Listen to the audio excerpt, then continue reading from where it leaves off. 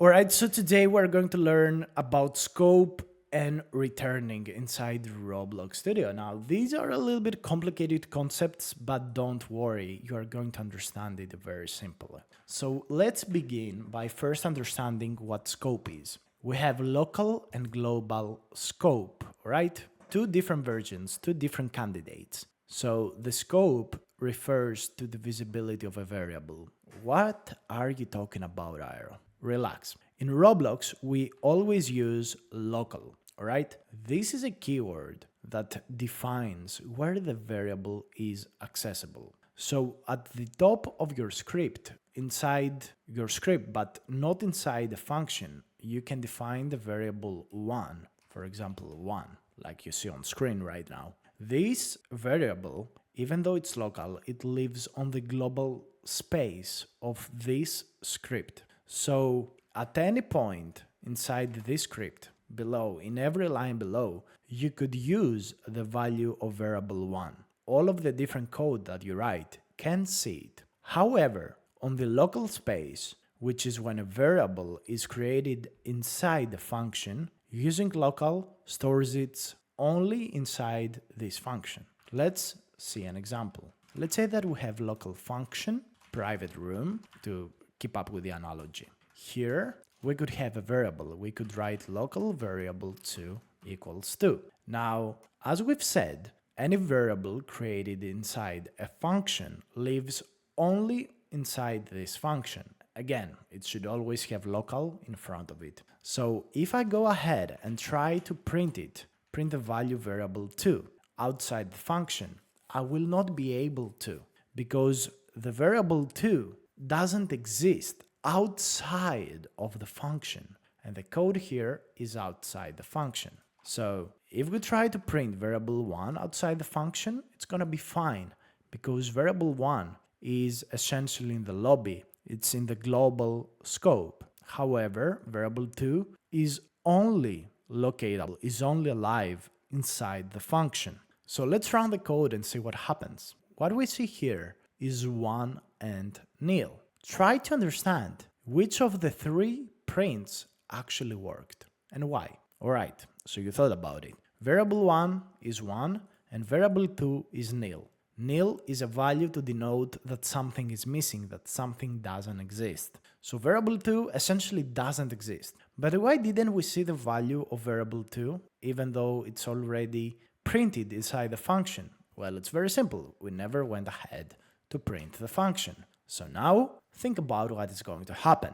I will give you 1 second. Exactly. It's going to show 1, 2, and again nil. Let's run it. 1, 2, nil, as we expected. Think about it. See the script and understand why these values are shown like that. Now I want to move to something else. Alright, you say.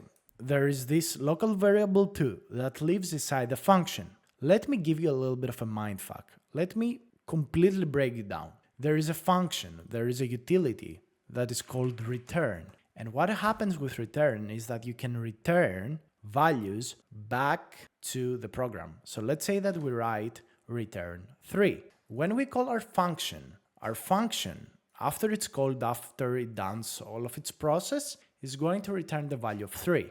But if I run the code right now, I'm not going to see the value of 3 anywhere. And the reason is that the function returns it. It brings it back to the code, but this value is not stored anywhere. So what you want to do is create a variable and store the value of the function call. That's what we call here. This is a function call. Go watch the functions video if you don't understand what function calling is. And we store the value that is returned from this function to b. So if we go ahead and print the value of b, I want you to guess what the value of it will be. Is it going to be 2 or is it going to be 3?